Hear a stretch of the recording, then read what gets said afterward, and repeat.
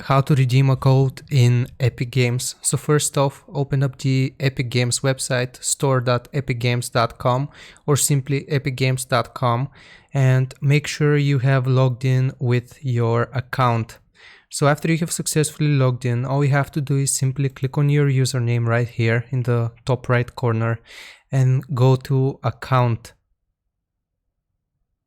So from here, if you want to redeem a code, all you need to do is press on the very last option right here, and here is where you redeem your code. It gives you an example of what it should look like, either with the hyphens or simply all connected.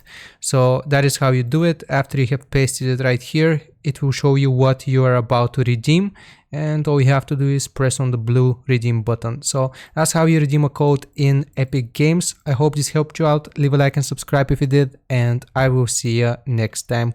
Goodbye.